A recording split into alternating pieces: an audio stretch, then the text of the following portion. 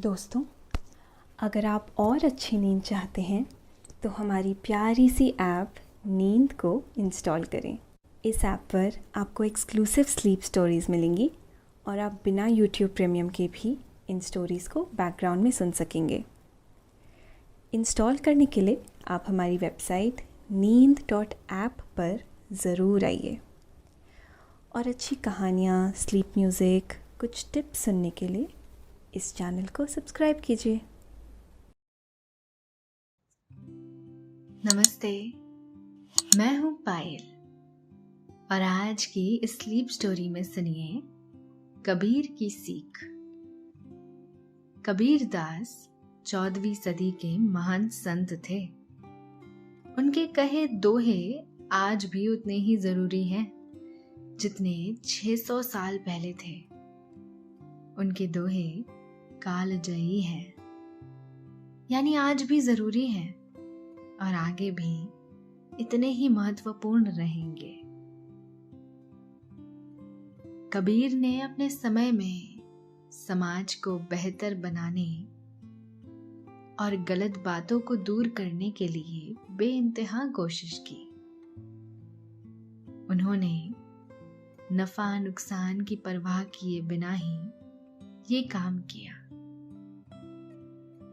उनके जीवन का एक प्रसंग बहुत महत्वपूर्ण है जो ये साबित करता है कि वे सत्य के लिए वाकई फायदे या नुकसान की परवाह नहीं करते थे। कबीर दास भीख मांगने की जगह मेहनत को तरजीह देते थे। वे हर दिन बड़ी मेहनत से कपड़े बुनते थे। उस कपड़े को वे व्यापारियों को बेच देते थे। मिले पैसों से ही वे अपना घर और परिवार का खर्च चलाते थे। एक व्यापारी हर सप्ताह उनके पास कपड़े खरीदने के लिए आता था। कपड़ों की कीमत के तौर पर वे जो सिक्के देता था उनमें कुछ सिक्के खोटे होते थे।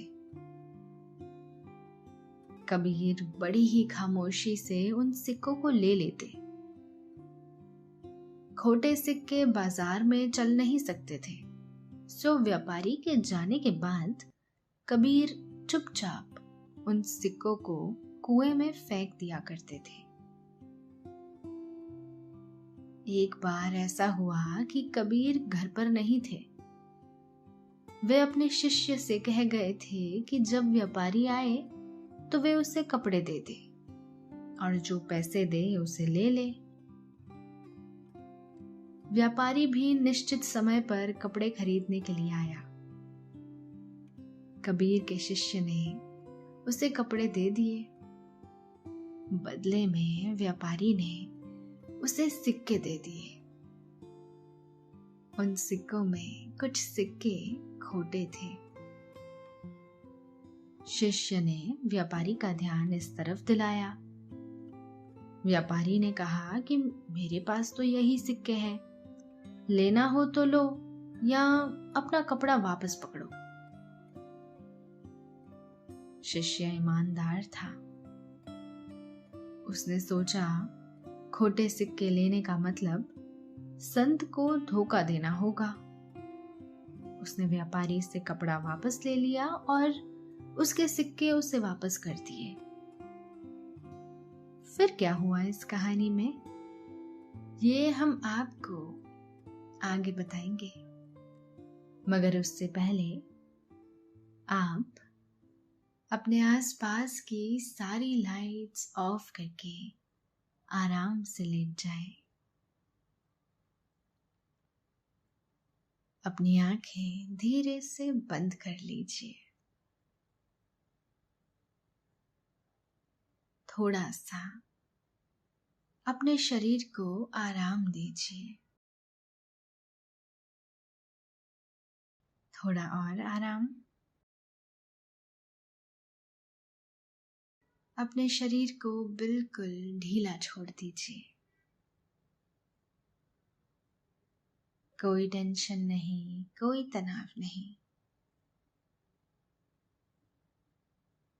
अपने दिमाग में चल रहे सभी विचारों को, चिंताओं को त्याग दे।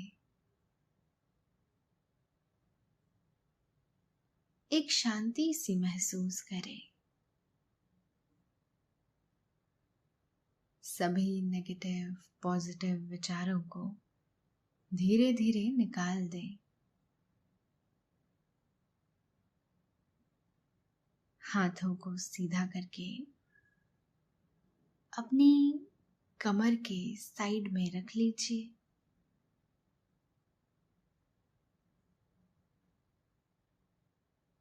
अब अपनी सांसों पर ध्यान लगाएं। इसे धीमे या तेज नहीं करना है, बस ध्यान देना है कि कैसे वो आपके नाक गले में होते हुए आपके अंदर प्रवेश कर रही है और कैसे वो आपके गले और नाक के माध्यम से वापस बाहर निकल रही है। आपका मन शांत, एकदम शांत होता जा रहा है। आप बहुत अच्छा महसूस कर रहे हैं। खुद को काफी हल्का फील कर रहे हैं। सब तरफ शांति ही शांति है, सुकून है, खामोशी है।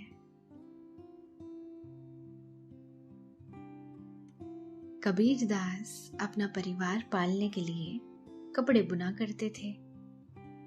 उन कपड़ों को वे व्यापारी को बेच देते। एक बार कबीरदास घर से बाहर कहीं गए हुए थे। उन्होंने अपने एक शिष्य से कहा कि जब व्यापारी आए तो बुने हुए कपड़े उसे दे देना और उससे पैसे ले लेना। कबीर के पीछे व्यापारी आया। शिष्य ने उसे कपड़े दिए और व्यापारी ने बदले में उसे कुछ सिक्के दिए। उन सिक्कों में कई सारे सिक्के खोटे थे। शिष्य ने व्यापारी से खोटे सिक्के की शिकायत की। व्यापारी ने कहा कि उसके पास तो यही सिक्के हैं, लेना हो तो ले, वरना वो जा रहा है। शिष्य ने व्यापारी से कहा कि कपड़े रख जाओ, जब सही सिक्के लाना तो इन्हें ले जाना। व्यापारी बड़बड़ाता हुआ चला गया।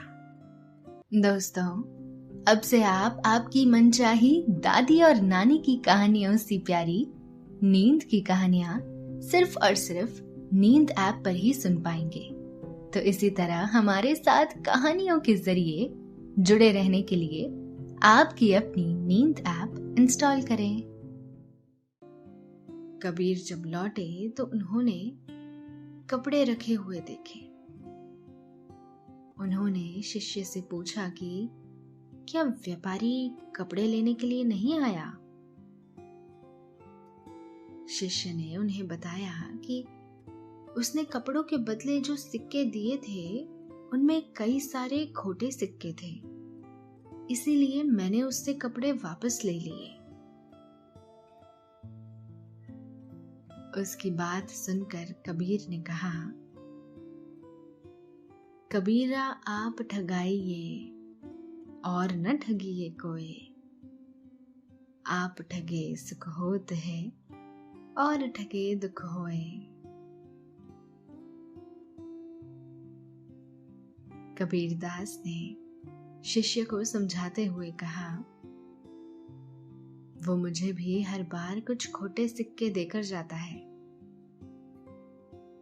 मैं उससे वे सिक्के खामोशी से ले लेता हूं और बाद में उसे पानी में फेंक देता हूं। शिष्य ने अचरज से पूछा, गुरुवर, आप ऐसा क्यों करते हैं?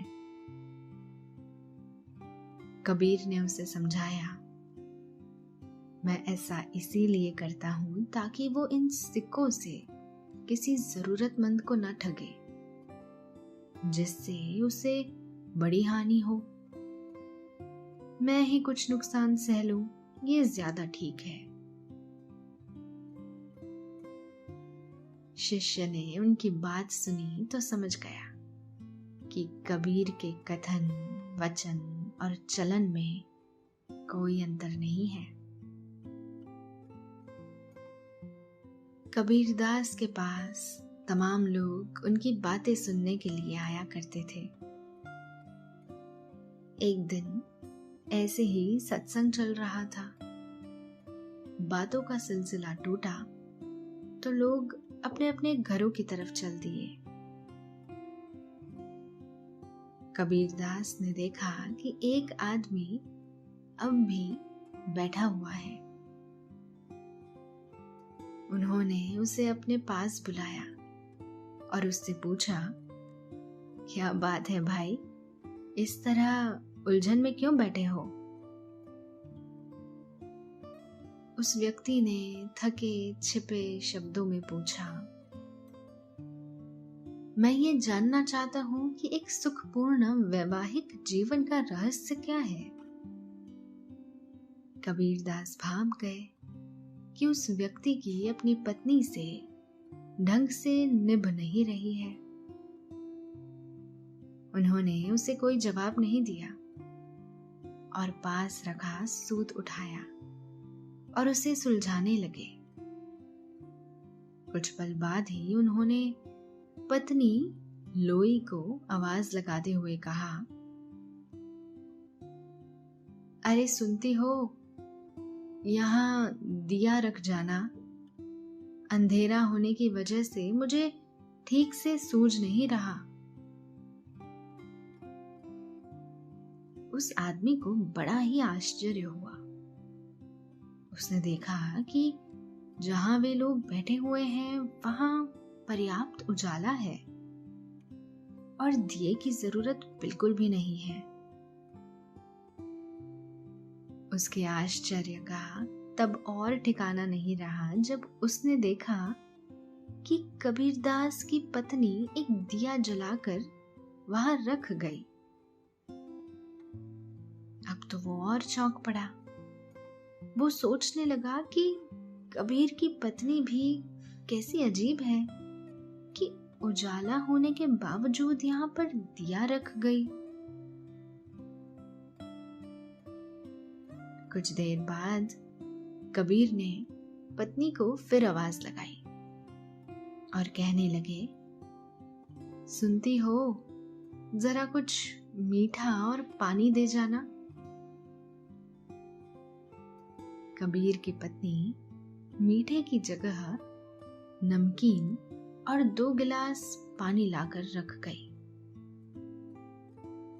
उस व्यक्ति ने जैसे तैसे पानी पिया और खिज कर बोला, आपसे मैंने एक समस्या पर चर्चा की थी और समाधान पूछा था, लेकिन आपने कुछ उत्तर ही नहीं दिया। मुझे लगता है कि आप व्यस्त हैं और अब मुझे जाना चाहिए। कबीर ने उसे रोकते हुए कहा, मैंने तुम्हारी समस्या का जवाब शब्दों की जगह साक्षात दिखाने की कोशिश की। तुम शायद समझ नहीं पाए। उस व्यक्ति ने नहीं में सिर हिला दिया। इस पर कबीर ने कहा, ठीक है, मैं समझाता हूं। जब मैंने पत्नी से दीपक मंगाया तो वो कह सकती थी कि क्या तुम सठिया गए हो, भरी दोपहरी में दीपक की भला क्या जरूरत है। लेकिन उसने ऐसा नहीं कहा। उसने सोचा कि मुझे किसी काम के लिए दीपक की जरूरत है और वो दे गई। दूसरी बार मैंने उससे मीठा मंगाया और वो नमकीन रख कर चली गई। मैं समझ गया कि घर में खाने को कोई मीठी चीज नहीं होगी, तभी वो नमकीन चीज रख गई है।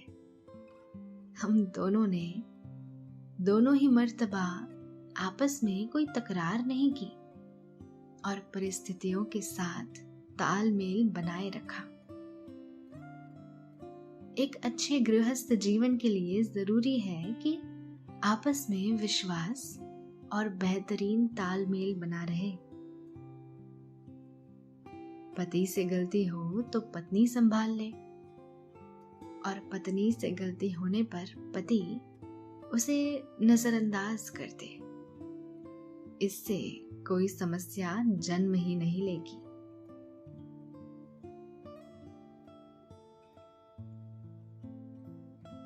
उस आदमी को कबीर की बात बहुत अच्छी लगी। वो आदमी कबीर की बात बहुत अच्छी तरह से समझ गया। उसने उनका धन्यवाद दिया और संतुष्ट होकर वहां से घर की तरफ रवाना हो गया। एक और मशहूर किस्सा है। जब एक बार एक नौजवान कबीर के पास आया, उस वक्त कबीर घर के बाहर बैठे सूत काट रहे थे। उस नौजवान ने कबीर से कहा, गुरुदेव, मैंने जीवन के बारे में सब कुछ जान लिया है। मैं समझदार हूं और अपने भले बुरे के बारे में भी समझता हूं। इसके बावजूद मेरे माँ बाप कहते हैं कि मुझे संत जनों के साथ सत्संग करना चाहिए। आप ही बताइए कि क्या वे सही कहते हैं? कृपया मुझे ये भी समझाइए कि मैं अपने माता पिता को क्या जवाब दूं जाकर। दोस्तों, अब से आप bed time stories, guided meditations, relaxing music, इन सब का आनंद नींद ऐप पर ही उठा सकते हैं। युवक की बात को कबीरदास ने बहुत ध्यान से सुना। जवाब में उन्होंने पास रखी हथौड़ी से एक खूंटे पर चोट की। उस नौजवान ने कबीर की इस हरकत को बड़े ध्यान से देखा।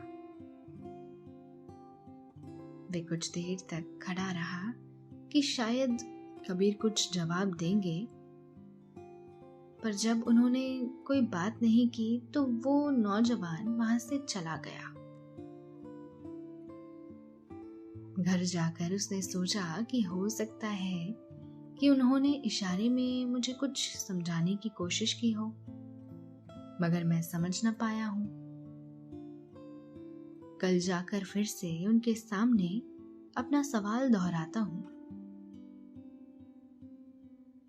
अगले दिन वो नौजवान फिर कबीर के पास गया। कबीर ने फिर से पास रखी हथौड़ी को खूंटे पर मार दिया। मुंह से उन्होंने कोई जवाब नहीं दिया। नौजवान ने सोचा कि हो सकता है कबीर मौन व्रत का पालन कर रहे हो। कल पुनः आकर उनसे इस बारे में फिर समझता हूं। तीसरे दिन वो फिर उसी सवाल के साथ कबीरदास के सामने खड़ा था। कबीरदास ने आज फिर हथौड़ी उठाई और खूंटे पर मार दिया। इस बार तो उस नौजवान से रहा नहीं गया। उसने शिकायती लहजे में कहा, मैं 3 दिन से आपके पास आ रहा हूं, आप जवाब देने के बजाय जाने क्यों इस खूंटे पर हथौड़ी मारते रहते हैं। अगर आपके पास मेरे सवाल का जवाब नहीं है तो मना कर दें। मैं किसी और ज्ञानी से इस सवाल का जवाब पूछ लूंगा। कबीरदास ने मुस्कुराते हुए कहा, मैं तो हर दिन तुम्हारे इस सवाल का जवाब ही दे रहा हूं। मैं इस खूंटे पर हथौड़ी से मारकर इस खूंटे की पकड़ को जमीन में मजबूत कर रहा हूं। ऐसा इसलिए कर रहा हूं कि ये खूंटा जानवर की खींचतान या ठोकर लगने से उखड़े नहीं। ऐसा ही कुछ काम सत्संग भी हमारे जीवन में करता है। सत्संग हमारे मन के खूंटे को लगातार गहरे तक मजबूत करता जाता है। इससे हमारे विचार पुख्ता और मजबूत होते जाते हैं। वो वक्त की ठोकर और हालात के झंझोड़ने से उखड़ते नहीं हैं। हर रोज अच्छी बातें सुनने या पढ़ने से हमारा मन सकारात्मक बना रहता है और विचार मजबूत होते जाते हैं। इसीलिए संत जनों के साथ सत्संग करना चाहिए। तुम्हारे माता पिता बिल्कुल ठीक कहते हैं। कबीरदास अपने समय से आगे के संत हैं। इसीलिए उनसे मिली सीख और शिक्षा आज भी जरूरी है।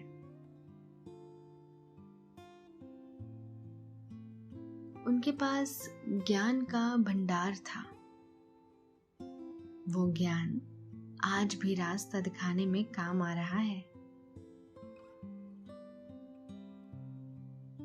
उन्हें इसीलिए भी महान माना जाता है क्योंकि उन्होंने श्रम को अहम माना है और उसे सम्मान दिया है। उन्होंने संत होने के बावजूद भिक्षा मांगने की जगह खुद मेहनत की। वे कपड़े बुनने का काम करते थे ताकि जीविका चलती रहे। वे हथकरघा से कपड़े तैयार करते, उसे वे बाजार में बेच देते। उससे जो पैसे मिलते उसी से परिवार का गुजारा चलता। उन्होंने इस परंपरा को भी नहीं माना कि संत होने का मतलब परिवार को छोड़ देना होता है। उन्होंने बाकायदा शादी की और उसे निभाया भी। दोस्तों, अब से आप आपकी मनचाही दादी और नानी की कहानियों से प्यारी नींद की कहानियां सिर्फ और सिर्फ नींद ऐप पर ही सुन पाएंगे। तो इसी तरह हमारे साथ कहानियों के जरिए जुड़े रहने के लिए आपकी अपनी नींद ऐप इंस्टॉल करें। तो दोस्तों, अभी आपने कबीरदास के बारे में ये रोचक प्रसंग और बातें सुनी। उम्मीद है ये बातें आपको आपके जीवन में कुछ मदद कर सके। मगर फिलहाल आपके सोने का वक्त हो गया है। निंदिया रानी चुपके से आपके सिरहाने आकर बैठ गई है। वे हौले हौले आपकी पलकों को सहला रही है। आपकी पलकें बोझिल होती जा रही है। नींद आपकी आंखों में मध्यम मध्यम बढ़ती जा रही है और आप पर नींद की खुमारी छा रही है। आपने अपनी आंखों को बंद कर दिया है और आहिस्ता आहिस्ता नींद की आगोश में समाते जा रहे हैं। समाते चले जा रहे हैं। शुभ रात्रि, शब बखैर, गुड नाइट।